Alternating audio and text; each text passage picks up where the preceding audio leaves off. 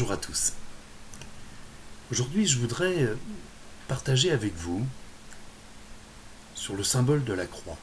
Alors, pour introduire ces moments, on va lire dans la première épître que Paul écrit à l'église de Corinthe, au chapitre 1er et au verset 18. Voici ce qu'il écrit à ces chrétiens des premiers temps.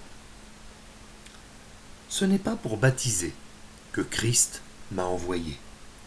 C'est pour annoncer l'évangile.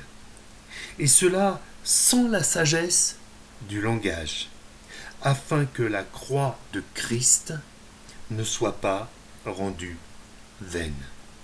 Car la prédication de la croix est une folie pour ceux qui périssent. Mais pour nous qui sommes sauvés, elle est une puissance de Dieu. Amen.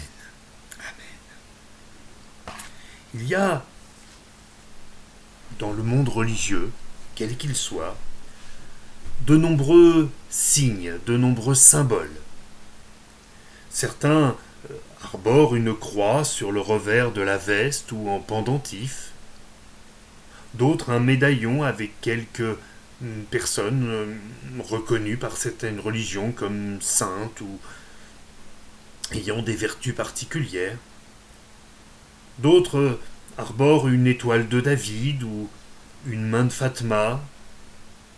D'autres portent des signes de leur religion plus visibles encore dans leur tenue, que ce soit le voile musulman ou d'autres signes, une kippa pour les juifs, ou effectivement les vêtements que peuvent avoir certains moines par exemple, qui montrent effectivement leur appartenance à une certaine religion. Mais pour ce qui nous concerne, le signe de reconnaissance pour les chrétiens, c'est la croix. Alors, me direz-vous en quoi la croix est-elle différente des autres signes ? Voyez-vous, la croix a ceci de particulier qu'elle est le lieu d'un cadeau, le lieu d'une offrande. La Bible nous dit dans l'Évangile selon Jean que Dieu a tellement aimé le monde qu'il a donné son Fils afin que quiconque croit en lui ne périsse point, mais qu'il ait la vie. Le prophète Ésaïe a annoncé la crucifixion du Christ en disant « Mais c'est sur lui que le châtiment est tombé, il a payé pour nos fautes. » Oui, la croix, c'est tout d'abord le lieu d'un cadeau, le lieu d'une grâce particulière. Le Fils de Dieu, seul être humain innocent, n'ayant jamais péché, donne sa vie sur la croix, offre sa vie sur la croix, personne ne le lui a prise, il l'a donnée, afin que tous ceux qui croient en lui soient pardonnés de leurs péchés, soient pardonnés de leurs fautes et puissent s'approcher de Dieu. Le lieu de la croix, c'est le cadeau d'une bénédiction particulière, d'une main tendue de Dieu, qui veut toujours apporter ce bonheur à l'humanité, ce bonheur que le péché lui a retiré. Aucun autre signe n'a cette vertu-là, aucun autre symbole ne peut effacer nos péchés. La croix et le sang versé sur la croix changent les vies. Certains portent la croix comme un porte-bonheur, comme ils porteraient une médaille de Saint Christophe ou de quiconque autre, peu importe. La croix n'est pas un porte-bonheur. La croix, c'est un cadeau de Dieu, je vous l'ai dit, mais c'est aussi un rendez-vous. Au pied de la croix, on réalise l'amour de Dieu.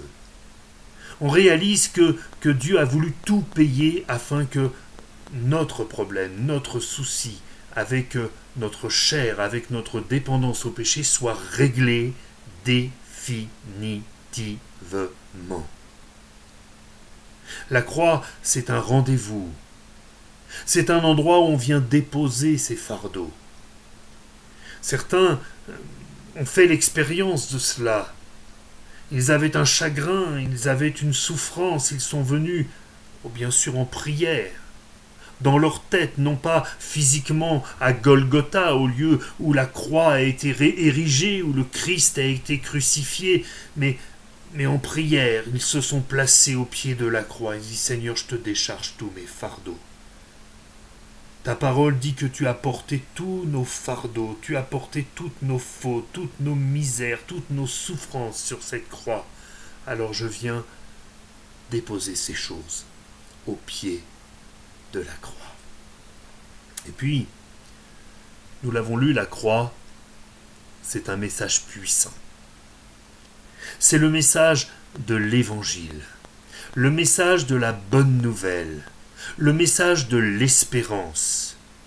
Non, il n'y a pas une condamnation dont nous ne pouvons pas sortir, il n'y a pas une fin inéluctable de l'humanité qui meurt dans son péché, qui meurt dans ses souffrances et dans ses angoisses. L'Évangile, c'est le Fils de Dieu qui prend la forme d'un être humain, qui vient vivre comme nous, mais sans jamais se souiller, sans jamais pécher. Alors oui, pour nous qui sommes sauvés, c'est une puissance. Nous savons que quand Jésus a donné sa vie sur la croix, eh bien la puissance du péché a cessé d'être la puissance dominante sur ce monde. Et pour ceux qui croient au message de la croix, pour ceux qui croient que le Fils de Dieu est véritablement mort sur cette croix de bois, à Golgotha, sur cette colline à côté de Jérusalem, eh bien, leur vie change. Ils trouvent l'espérance, ils trouvent la joie, ils trouvent le bonheur. Oh, cela ne veut pas dire que tout est rose et que plus aucune difficulté ne se pose. Non, bien entendu. Mais nous avons le Seigneur.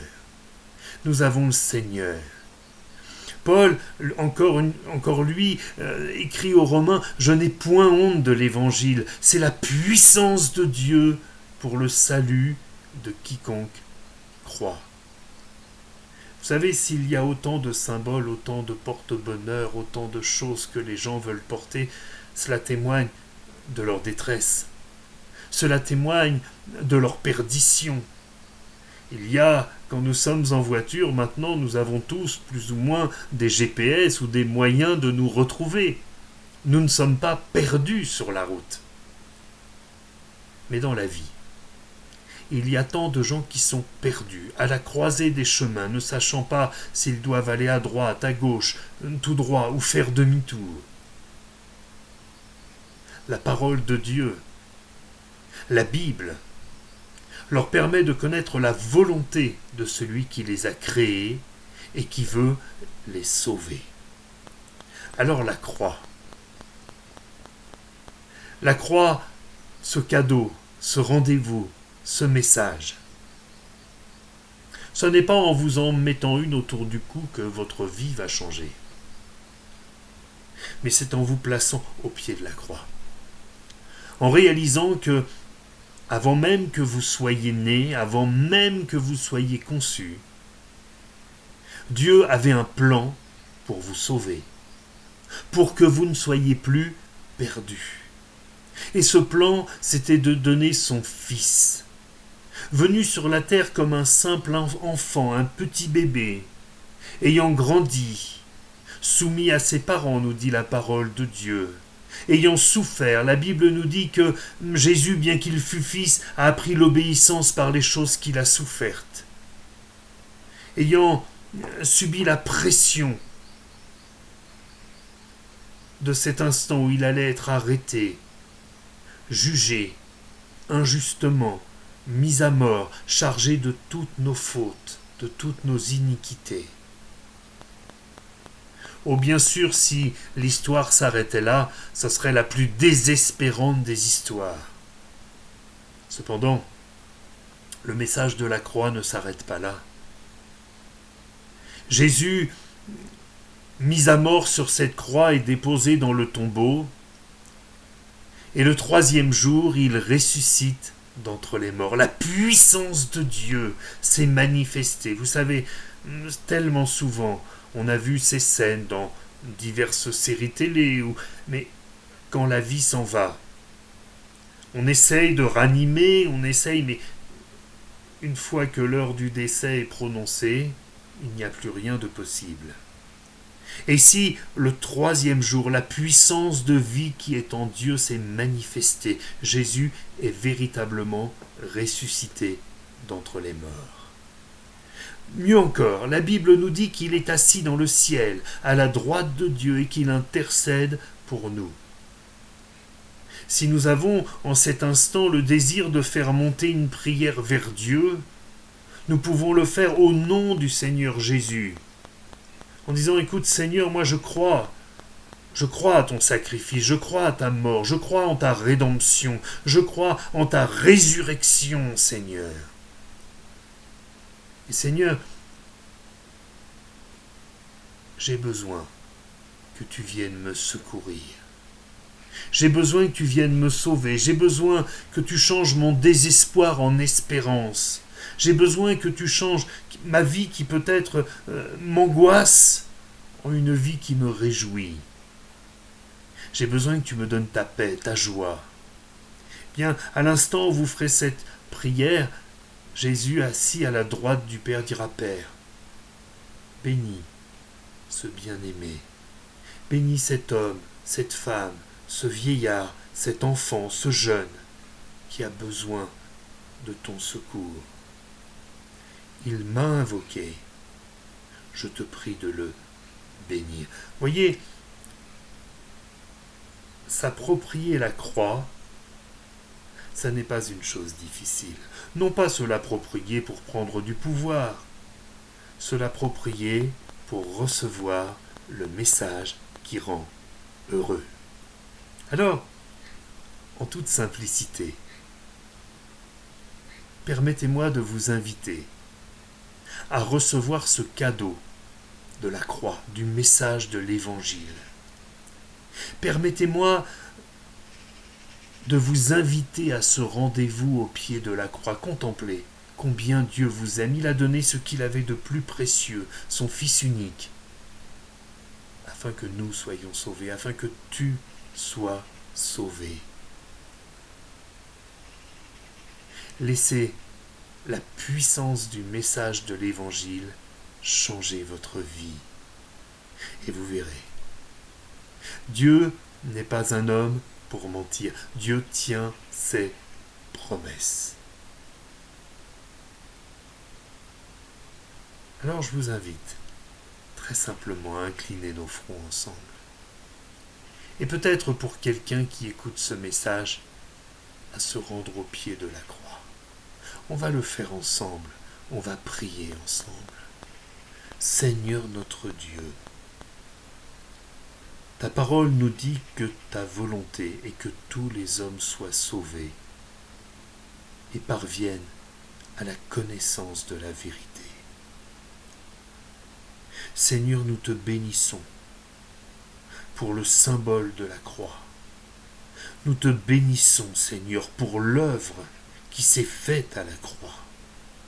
Nous te rendons grâce pour le message de la croix, la prédication de la croix.